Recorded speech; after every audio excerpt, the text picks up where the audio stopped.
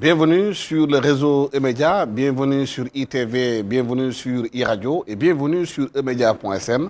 Nous sommes avec ancien ministre de l'Intérieur et le ministre de la Santé Ousmane Ngom, avocat. Je suis avec Babacar Ndofay du site emedia.sn pour vous en tenir avec monsieur le ministre. Donc je disais qu'il était ministre de la Santé, ancien ministre de l'Intérieur pendant 7 ans, ancien ministre de l'Industrie, des mines et de l'agro-industrie. Il a été aussi ancien ministre du Commerce. Monsieur le ministre, merci d'avoir accepté notre invitation. Merci beaucoup Alassane de m'avoir invité et bienvenue. La santé est une préoccupation majeure sur le continent et surtout à travers le monde. La Chine est frappée par ce qu'on appelle le coronavirus qui fait plus de 1500 morts. Les pays africains ont peur de cette épidémie. La première personne contaminée, c'est en Égypte. Le Sénégal essaie de se prémunir par rapport à cette maladie. Vous avez à gérer beaucoup de programmes concernant les épidémies au Sénégal, beaucoup de programmes que vous avez initiés quand vous étiez ministre de la Santé. Est-ce que le Sénégal est à l'abri du coronavirus? Écoutez, je vous remercie de votre question qui est effectivement la question d'une actualité brûlante parce qu'aujourd'hui, le coronavirus sévit en Chine et il y a une psychose partout dans le monde par rapport à cette épidémie. Évidemment, le risque zéro n'existe pas et que même si la Chine est très loin, on peut craindre qu'il y ait des prolongements jusqu'en Afrique ou ailleurs dans le monde. Comme vous l'avez dit, il y a eu donc un cas en Égypte et le décompte va aujourd'hui même jusqu'à 2000 morts en Chine continentale. Et plus de 70 000 personnes infectées. Par conséquent, c'est une épidémie que l'OMS a déjà considérée comme un problème de santé publique internationale, d'une portée internationale. Et tous les pays ont le devoir donc de se mobiliser, d'être vigilants et de prendre les précautions qu'il faut. En réalité, on devrait appliquer strictement, tous les pays membres de l'Organisation mondiale de la santé, devraient appliquer strictement ce qu'on appelle le règlement sanitaire international, qui est un ensemble de recommandations et de principes au niveau de l'Organisation mondiale de la santé, applicables à tous les États membres et qui permettent donc de se prémunir et de prévenir les épidémies et de prendre toutes les dispositions idoines pour, sinon les annihiler totalement, du moins réduire considérablement leur impact. Évidemment, il y a beaucoup de rumeurs, il y a beaucoup d'agitation, surtout de gens qui ne savent pas et qui ne comprennent pas. Et c'est ça qui crée la psychose. C'est ça qui amène les gens également à vouloir coûte que coûte appliquer des solutions qui n'en sont pas. Et c'est pourquoi je dis de façon ferme qu'il ne faut pas céder à l'émotion, il ne faut pas non plus céder à la pression de l'opinion. Il faut appliquer les mesures qui sont recommandées par l'OMS. La Chine n'est pas n'importe quel pays. C'est un pays avec une population de 1,4 milliard d'habitants. Mais aussi c'est un pays qui est la deuxième puissance économique mondiale, peut-être même la première puissance économique mondiale. Et par conséquent, c'est un pays qui a des capacités réelles pour faire face à une telle situation. L'OMS a dit clairement qu'elle fait confiance au système, aux capacités du système sanitaire chinois. Et les Chinois ont démontré aujourd'hui qu'ils ont eu une réponse et une capacité de réponse qu'aucun pays africain, j'allais dire même qu'aucun pays au monde ne pourrait avoir face à cette épidémie. Vous avez vu tout ce qui s'est passé depuis lors, les dispositions qu'ils ont prises pour les quarantaines, mais ensuite même les dispositions d'équipement. Les dernières sont les hôpitaux qu'ils ont construits en 10 jours, des robots qui servent même les repas et ils ont été maintenant jusqu'à utiliser même le placement des malades guéris pour pouvoir soigner les malades qui ne le sont pas encore. C'est dire que les Chinois sont très ingénieux et sont en train de prendre toutes les dispositions nécessaires pour faire face donc à cette situation. Alors c'est pourquoi moi je lancerai un appel aux Sénégalais, aux Africains et plus généralement au monde entier pour qu'on ne stigmatise pas la Chine. Au contraire, je pense qu'il faut plutôt un élan de solidarité important en direction de la Chine. Parce que la Chine en a besoin, mais aussi c'est tout à fait normal, c'est un problème qui concerne tout le monde et tout le monde doit se sentir impliqué. Je dois dire qu'on pourrait même dire qu'aujourd'hui nous sommes tous Chinois et que nous devons nous mobiliser pour que la Chine puisse éradiquer cette épidémie rapidement et que le monde puisse être sauvegardé. Il y va de l'avenir de la santé mondiale, mais il y va même de l'avenir de l'économie mondiale, parce que ce qui se passe en Chine peut avoir des impacts négatifs au niveau de l'économie internationale. Monsieur le ministre, quand vous dites qu'il faut éviter de céder à la psychose, qu'il faut éviter de se faire gagner par une certaine émotion, est-ce que vous faites allusion au débat qui est né par rapport au rapatriement des 13 Sénégalais qui vivent à Wuhan, dans l'épicentre même du coronavirus? Oui, je pense à ça dans une certaine mesure parce que, effectivement, c'est ce que j'appelais ne pas céder à l'émotion et à la pression de l'opinion, parce que ces 13 Sénégalais se trouvent parmi 1,4 milliard de Chinois qui sont quand même pris en charge par la Chine. Et toutes les nationalités du monde sont en Chine. Si nous ne pouvons pas ne pas être solidaires de ces compatriotes sénégalais, nous ne pouvons pas ne pas avoir de compassion à l'endroit de ces compatriotes sénégalais. Nous pouvons également parfaitement comprendre leur angoisse et l'angoisse de leurs parents par rapport à ce qui se passe en Chine. Mais cela ne veut pas dire que nous devons, pour faire cette angoisse, transférer l'angoisse à 15 millions de Sénégalais. C'est-à-dire les rapatrier coûte que coûte, sans que toutes les mesures idoines soient prises pour éviter la propagation du virus, si tant est qu'il y en avait un ou deux qui sont contaminés, et transférer donc cette angoisse à 15 millions de Sénégalais. Ce ne serait même pas responsable. Mais est-ce que ce n'est pas la communication du président qui pose problème en disant que oui, on n'a pas les moyens de les ramener? Est-ce qu'un chef d'État doit parler comme ça? Écoutez, je pense que c'est encore moins un problème de communication du président ou de quelconque autre autorité qu'un problème d'appréhension du phénomène. Les gens doivent comprendre que les épidémies arrivent partout, dans toutes les régions du monde, de façon cyclique ou bien de façon épisodique. Et tout dépend des capacités des pays à pouvoir prendre en charge l'épidémie. D'abord, tout dépend du type d'épidémie qu'il y a, et ensuite des capacités des pays à prendre en charge ces épidémies.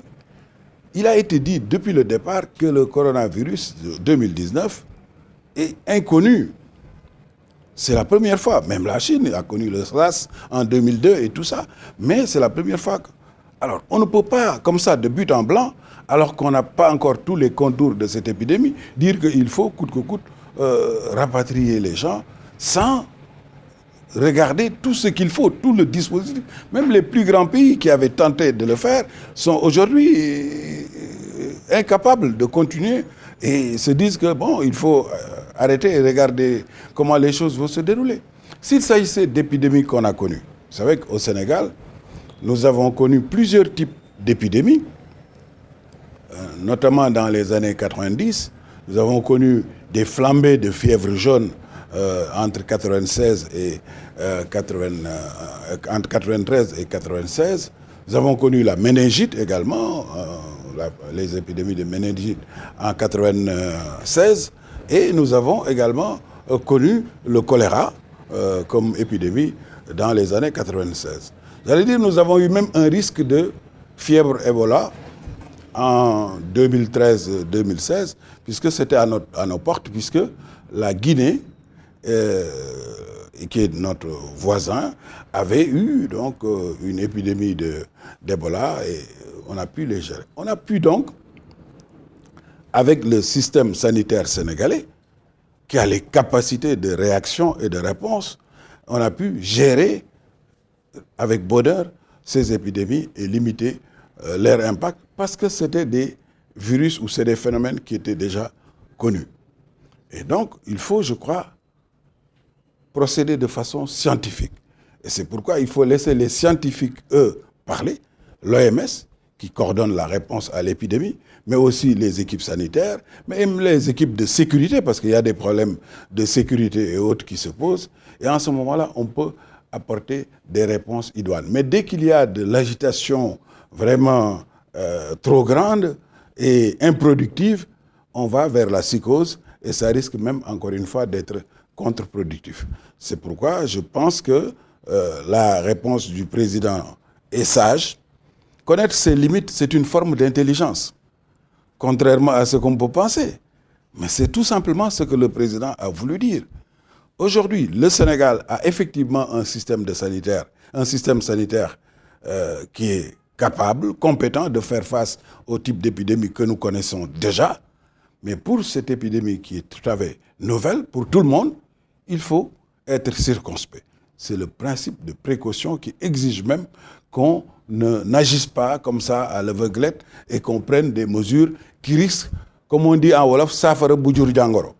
Alors il faut éviter d'en arriver là et c'est pourquoi, encore une fois, je prêche pour que nos compatriotes en reviennent à plus de sérénité et appliquent strictement les mesures qui sont édictées par l'équipe sanitaire du Sénégal, mais aussi par les équipes de l'OMS, c'est-à-dire les bonnes pratiques en matière de santé. Vous savez, il y a des choses qui sont très simples et que les gens ont tendance souvent à négliger. Par exemple, se laver les mains au savon. Vous savez qu'en Europe, après la guerre mondiale, il y avait des épidémies, il y avait la peste, il y avait toutes sortes d'épidémies et tout ça. Mais on a pu réduire de moitié, c'est-à-dire de 50%, les épidémies et les maladies en Europe, tout simplement en apprenant aux gens à se laver les mains au savon tous les jours et de façon régulière. C'est simple, mais c'est comme ça qu'on peut effectivement éviter justement d'en arriver à attraper des maladies ou des épidémies. Il faut qu'on apprenne aux gens les bonnes pratiques, qu'on les éduque pour qu'ils aient une culture de la santé. J'ai eu à participer, je crois que c'était au début, dans les années 90-95, à un colloque consacré à Alioune Diop, de Présence africaine. Et on m'avait demandé donc de parler de la relation entre la santé et la culture. Beaucoup de gens étaient étonnés. Mais c'est quelque chose de très important. La santé, c'est avant tout la culture. Il faut avoir la culture de la santé. C'est-à-dire être propre, se laver les mains, prévenir les maladies, avoir un mode de vie sain, etc. Et tout ça. Justement, le texte que j'avais fait a été publié d'ailleurs dans un ouvrage de Présence africaine. Peut-être je pourrais vous le montrer. Et qui montre une relation intime entre la santé et la culture. Donc il faut que nous arrivions à donner à nos compatriotes cette culture de la santé. Alors, pour résumer sur cette question, monsieur le ministre, vous avez été pendant 5 ans ministre de la Santé. Aujourd'hui, est-ce que le Sénégal concrètement est prêt par rapport au dispositif qui est là, par rapport au personnel de santé qui est là de façon globale, est-ce que le Sénégal est prêt à faire face à ce type de virus qui nous est inconnu jusque-là? Oui, le Sénégal est prêt et ne l'est pas aussi. C'est-à-dire, on ne peut pas donner une réponse univoque à cette question parce que c'est une question, l'OMS a déclaré même que cette épidémie est une urgence de portée internationale. Et par conséquent, elle doit être gérée non pas individuellement par les pays, mais elle doit être gérée par région et même au niveau mondial. C'est pourquoi, c'est vrai, nous avons un système sanitaire qui a des capacités certaines. Nous avons des compétences avérées et des notoriétés même en matière de santé qui sont mondialement reconnues. Mais est-ce que cela suffit? Certainement pas. C'est pourquoi il faut, au niveau de la région africaine déjà, mutualiser tous les moyens pour que tous les pays africains soient prêts à faire face ensemble avec tous les moyens dont ils disposent à cette épidémie. Ça peut se faire au niveau sous-régional, mais ça peut se faire même au niveau de l'OMS, parce que l'OMS a une section africaine, l'OMS Afrique, qui couvre toute l'Afrique. Mais ça peut se faire également au niveau mondial. Vous savez que l'Organisation mondiale de la santé réunit des centaines d'experts à son siège à Genève depuis le début de l'épidémie. Ils sont en train de plancher sur tous les moyens de riposte face à cette épidémie. Et aujourd'hui, on parle déjà d'un vaccin qui pourrait être disponible dans quelques mois, ou en tout cas le plus rapidement possible, pour faire face donc à ce type de virus. Je vous ai dit, la Chine n'a même pas attendu cela.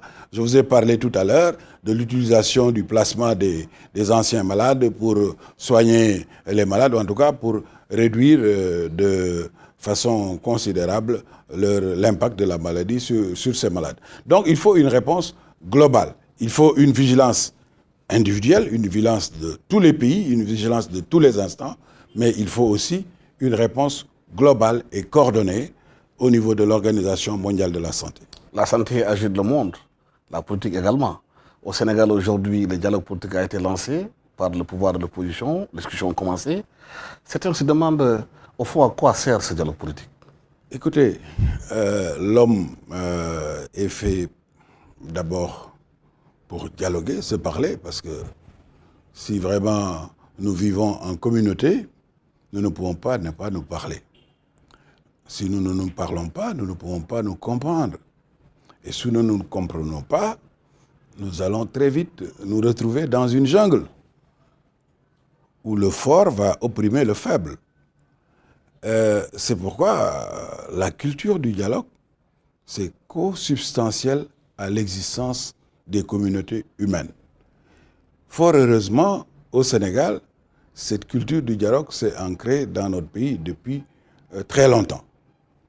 J'allais dire depuis toujours. Comme le dit le dicton Wolof, Rero amul ñak waxtaan mo am.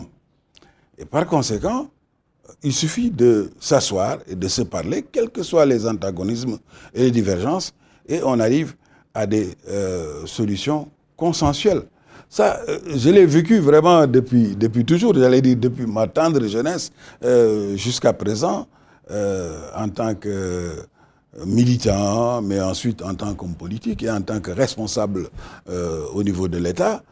J'ai vécu ces situations où le dialogue, après des antagonismes extrêmement graves, a pu dénouer beaucoup de situations. Alors, je donnerai comme exemple seulement dans les années 88, où il y avait des antagonismes, j'allais dire, exacerbés.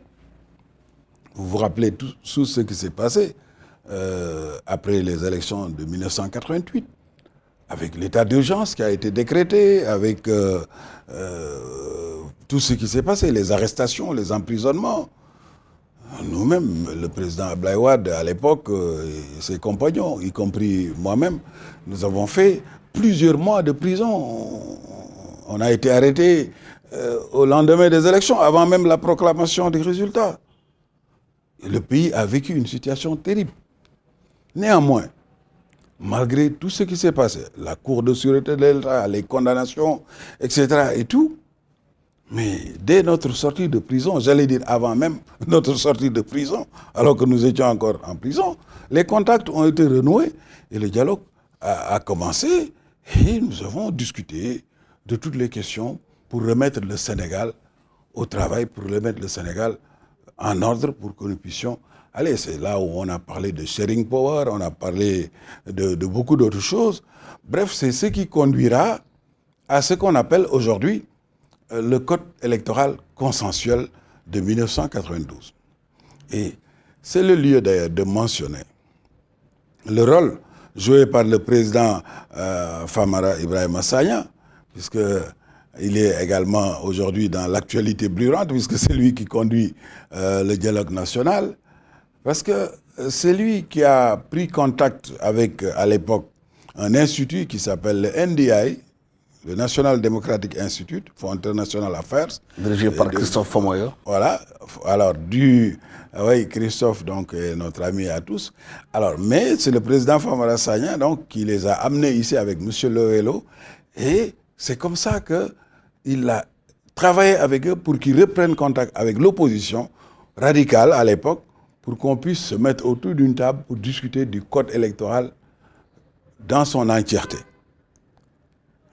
C'est ainsi qu'une commission a été créée avec le président Kéba Mbaye et nous avons discuté pendant des mois pour adopter ce code électoral consensuel qui nous a conduit donc aux différentes élections jusqu'à maintenant.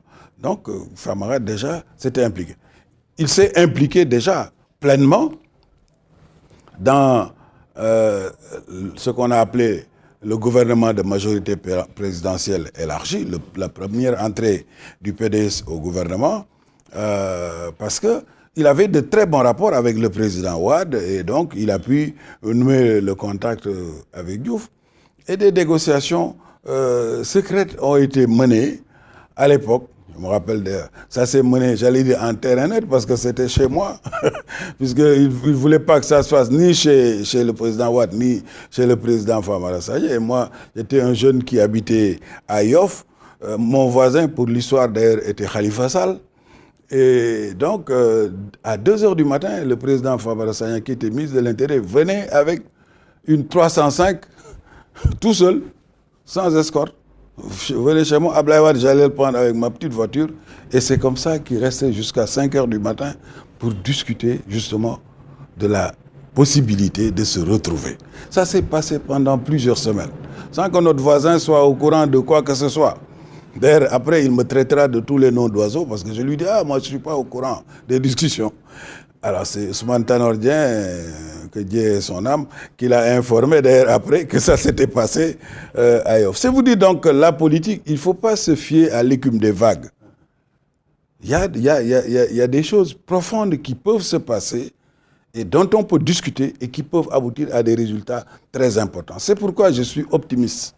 Pour répondre à votre question, je suis optimiste par rapport justement au dialogue aujourd'hui qui est en train de se mener. Parce que tant que les Sénégalais se retrouvent et parlent, ils peuvent trouver des solutions consensuelles qui peuvent faire avancer notre pays de très très loin, qui peuvent nous faire des pas des gens. À propos de ces solutions, vous l'aviez dit, juste après la crise de 88, on est arrivé à une ouverture du gouvernement à l'opposition. Est-ce qu'il faudrait s'attendre parmi ces solutions après ce dialogue qui est en train de se mener ? C'est une possibilité, mais ce n'est pas l'objet essentiel du dialogue. Pour moi, le dialogue, son objet essentiel, c'est de pacifier l'espace politique. C'est d'en revenir à la culture démocratique. C'est-à-dire que tout le monde comprenne que le Sénégal est une grande démocratie, que nous avons fait des pas très importants dans la conquête des droits et des libertés. Parce qu'il ne faut pas oublier d'où nous venons. À l'époque, au moment de la création du PDS, nous étions dans un désert démocratique. Aucune liberté n'était reconnue.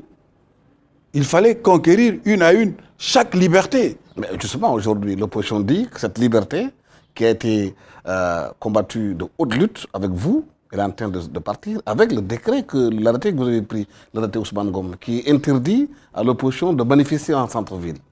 Et c'est justement un des points sur lesquels le dialogue politique a débattu lors de sa dernière rencontre cette semaine. Écoutez, il ne faut pas trop simplifier les choses. La démocratie ne se résume pas à la liberté de marcher ou bien à un arrêté. C'est un tout. L'arrêté n'est pas... Attendez, non, je vais répondre à votre question, je ne vais pas me dérober. Mais c'est simplement pour vous dire que la démocratie, c'est un tout global. Il y a la liberté d'expression, la liberté d'aller et de venir, la liberté du commerce, il y a tous les droits de l'homme, les droits de la femme, les droits de l'enfance. Il y a beaucoup d'autres choses dans la démocratie. Il y a même la démocratie économique et tout. Donc, il faut mesurer justement la place du Sénégal par rapport à toutes les dimensions de la démocratie. Et incontestablement, aujourd'hui, le Sénégal a fait des pas de géant pour devenir une démocratie majeure.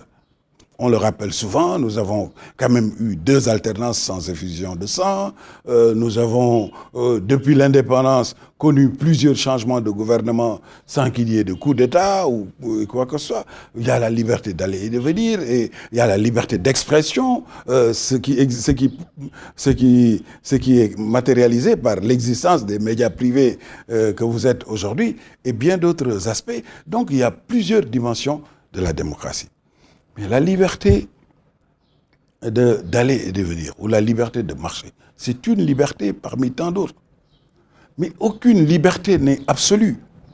La liberté est garantie par la Constitution. La liberté de marcher, elle est garantie et encadrée juridiquement par la Constitution. Donc il faut l'appliquer dans le cadre des lois et règlements. Mais en tenant compte également d'autres impératifs, qui sont des impératifs catégoriques quasiment. Parce que on dit souvent que la liberté des uns commence là où s'arrête celle des autres. Et c'est pourquoi, autant il faut encadrer juridiquement les marches et les manifestations pour leur permettre de s'exprimer, autant il ne faut pas également faire du tort à la majorité de gens qui ne participent pas à la marche ou qui ne veulent pas participer à la marche et qui ont d'autres activités. Peut-être ils veulent aller se soigner, d'ailleurs, ils ont une grave maladie, une urgence, ils veulent aller à l'hôpital principal ou à l'hôpital de Dantec. Si tout le centre-ville est bloqué, comment ils vont faire? La liberté du commerce, les gens qui veulent... Le marché central de Dakar se trouve également au centre-ville. Le port se trouve à Dakar. Il y a des opérations portuaires qui se chiffrent en milliards par jour et qui peuvent être bloquées lorsque donc, cette liberté est mais appliquée. en termes clairs, Alors, vous pensez que l'arrêté n'est pas antidémocratique? En termes clairs, au contraire, je pense que cet arrêté-là permet de protéger le cœur de l'État. D'abord, toutes les institutions qui sont au centre-ville, la présidence, l'Assemblée nationale, le Conseil économique, enfin, toutes les institutions de la République. Je parle également de cordon sanitaire avec tous les grands hôpitaux qui sont au centre-ville, mais surtout le cœur économique et financier. Plus de 12 établissements financiers dont les banques centrales sont au centre-ville. Alors, imaginez que parce que simplement on veut laisser les gens exercer une liberté, qu'il y ait un dérapage et que donc tout cela soit saccagé. C'est le pays en entier qui est paralysé, c'est le pays en entier qui va subir un choc dont personne ne se relèvera. Je rappelle souvent ce qui s'est passé en Côte d'Ivoire avec la casse des banques. C'était des manifestations et tout ce qui était organisé à Boaké et à Korogo. Il y a eu des dérapages, il y a eu la casse des banques centrales de Korogo et Boaké et des centaines de milliards ont été dérobés. Et ça a permis aux rebelles d'acheter des armes et d'engager le combat, la guerre civile en Côte d'Ivoire, avec plus de 3000 morts. Et la Côte d'Ivoire a reculé de 10 ans. A perdu 10 ans, a reculé de 10 ans. Parce que simplement, il y a eu ces dérapages et voilà où ça a conduit. Alors c'est pourquoi il faut toujours être vigilant. Je rappelle également un autre exemple. En France, l'histoire des Gilets jaunes. On avait dit, oui, la France, le pays des droits de l'homme et de la liberté, etc. On laisse les gens manifester, même sur les Champs-Élysées, etc., qui est proche de l'Élysée. Et finalement, les manifestants en ont fait un boulevard et ça a complètement désarticulé la France. Ça a failli créer une situation ingérable. Et le ministre de l'Intérieur français a été obligé de prendre un arrêté Ousmane Ngom français. Alors, pour dire, voilà, maintenant, nous prenons les arrêtés, personne ne peut plus manifester sur les Champs-Élysées, personne ne peut plus manifester sur telle ou telle artère, parce que ça peut déstabiliser le pays, ça peut créer une situation ingérable. C'est vous dire tout simplement qu'il faut tenir compte souvent des impératifs catégoriques dont je parlais, la sécurité publique et liberté publique. Alors, et je vais en terminer là, C'est pourquoi je pense que le moment est venu d'en arriver à notre pays à un débat national sur liberté publique et sécurité publique, sur l'ordre public et les troubles à l'ordre public, pour que tout le monde prenne conscience que la liberté ne peut pas aller sans la responsabilité. Et qu'il faut donc tenir compte de ces deux paramètres pour gérer de façon équilibrée la liberté des uns, mais aussi la nécessité de préserver l'ordre public, la nécessité de préserver la sécurité publique. Justement, en quelques secondes, puisqu'on aborde ce sujet-là, que vous inspire la situation de Guy Marius Sagna dans ce contexte-là? Oui, non, écoutez, il a fait un trouble à l'ordre public. C'est un délit qui est prévu et qui est puni par les textes de loi dans notre pays. Dura lex, sed lex. La loi est dure, mais c'est la loi. Nul ne peut être au-dessus de la loi. Moi, j'ai été arrêté plus de 9 fois et mis en prison pour exercice de liberté, comme ça, parce que c'était interdit, les manifestations, et j'ai bravé les interdictions, et j'ai été arrêté, j'ai purgé ma peine et tout ça. Après, j'étais étudiant en France, j'ai failli rater même mon année, parce que simplement, j'étais venu, j'ai participé à une manifestation, on m'a arrêté. Pendant plusieurs mois, je ne suis retourné à Paris qu'au mois de janvier. Les autres personnes avec lesquelles il avait été arrêté attendez, oui, mais il y a la récidive, il y a ce qu'on appelle la récidive aussi. C'est différent. Et puis, en plus de cela, il ne faut pas sous-estimer ou négliger l'acte qu'il a posé. Parce que c'est un acte qui peut donner des petits, comme on dit. Parce qu'aujourd'hui, vous avez entendu, des gens disent « opération grille du palais ». Alors, c'est semer dans la tête des gens ce genre d'action, ce genre de bravade contre l'autorité. Et qui peuvent être des portes d'entrée de subversion brusque, de subversion grave et inattendue, qui peuvent conduire à tout. Parce qu'aujourd'hui, on est à l'ère du terrorisme, on est à l'ère des narcotrafiquants, on est à l'ère des réseaux de traite des organes, de vente d'organes.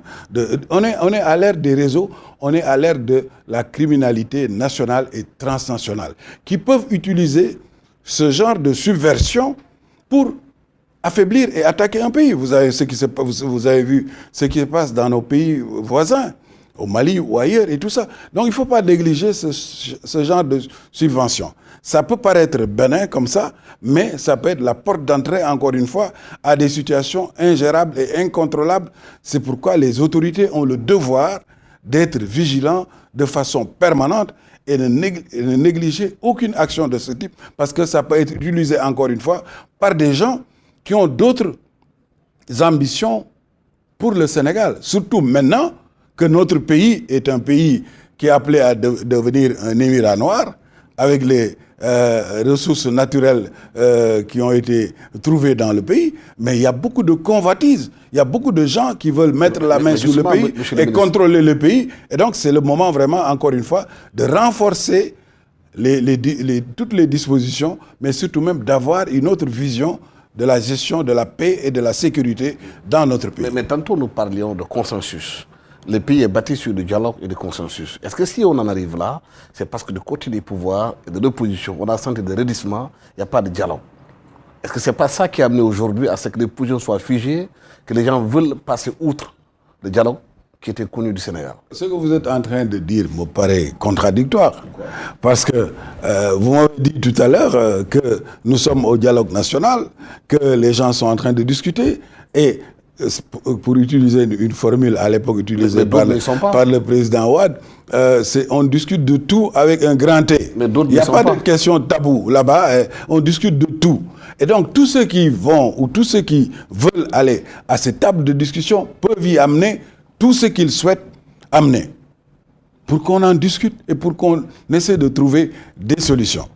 Maintenant, qu'il y ait des gens qui ne veulent pas aller à la table de discussion, à la table de négociation, c'est leur droit. Nous sommes encore une fois un pays de liberté est un état de droit et un pays de démocratie où les gens ont la liberté de prendre les décisions qu'ils veulent. Mais ça ne veut pas dire qu'on ne discute pas. Actuellement, parce que l'opposition, c'est quoi? C'est pas quelque chose d'uniforme. Il y a l'opposition représentée à l'Assemblée nationale, il y a les syndicats, il y a la société civile, enfin, il y a tous les segments de la nation sénégalaise. Il y a des gens aussi qui ne veulent pas du tout avoir de contact avec les institutions. Mais on ne peut pas satisfaire tout le monde. Mais ce qui est important, c'est d'inviter la majorité des Sénégalais à la table de discussion, de les amener à discuter et d'adopter des solutions consensuelles. Des solutions consensuelles, ça ne veut pas dire que ce sont des solutions, j'allais dire, adoptées par tout le monde de façon unanime, mais c'est simplement ce sur quoi on peut s'entendre. Et si les gens arrivent à trouver des solutions consensuelles, l'esprit démocratique voudrait qu'on puisse l'appliquer dans l'intérêt général. Parce que l'intérêt général est au-dessus de tout. L'intérêt général est au-dessus des libertés individuelles qui peuvent donc ne pas être appliquées ou qui peuvent ne pas être respectées. Une dernière question peut-être. Vous avez été ministre de la Santé, vous avez été ministre de l'Intérieur, mais vous avez également été ministre en charge de l'industrie. Aujourd'hui, vous l'avez évoqué tantôt, les ressources naturelles sont de plus en plus sur la table des discussions. Vous êtes Saint-Louisien. On parle de plus en plus de ressources pétrolières et gazières au large de Saint-Louis, de débats sur les ressources halieutiques également à Saint-Louis. Que vous inspire un peu la gestion de ces ressources pour le Saint-Louisien que vous êtes déjà? Écoutez, pour le Saint-Louisien, je suis content. Parce que, en tant que Saint-Louisien, bien sûr. Avec les pressions foncières à Saint-Louis. J'ai toujours dit que Saint-Louis devait être un grand pôle de développement économique du Sénégal. À l'époque, j'avais même été jusqu'à dire que Saint-Louis serait la locomotive qui va tirer le développement et l'émergence du Sénégal. Mais on n'avait même pas encore découvert ses ressources. Alors, je crois que Dieu a fait que cela est en train d'être le cas aujourd'hui. Mais je ne me prononcerai pas en tant que Saint-Louisien parce que je considère que les ressources naturelles appartiennent à toute la nation sénégalaise. Même si elles sont découvertes aujourd'hui dans la région de Saint-Louis. Bon, il y a d'autres ressources qui sont découvertes également dans d'autres régions, dans la zone du Sine Saloum et ailleurs, et même en Casamance. Et bien entendu, bien avant, dans le sud-est, dans le Kédougou et le Tamba et autres. Mais j'ai toujours considéré que les ressources naturelles appartiennent à toute la nation, quel que soit leur lieu ou leur région de découverte. Et qu'il faut même, en les exploitant, non seulement le faire de façon judicieuse pour que le Sénégal puisse en tirer le maximum de profit, mais faire de sorte que également qu'il y ait une répartition juste et équitable des retombées, c'est-à-dire des produits tirés de ces ressources naturelles, pour que toutes les régions puissent en bénéficier. Et nous avons travaillé d'ailleurs à cela, alors que nous étions au ministère de l'Industrie et des Mines, pour que nous puissions... Bon, les régions de découverte ont une prime, et donc il y a une clé de répartition qui fait qu'elles auront peut-être un peu plus que les autres, mais il faut que toutes les régions puissent bénéficier de ces retombées pour qu'il y ait une répartition juste et équitable des produits donc, de ces ressources naturelles.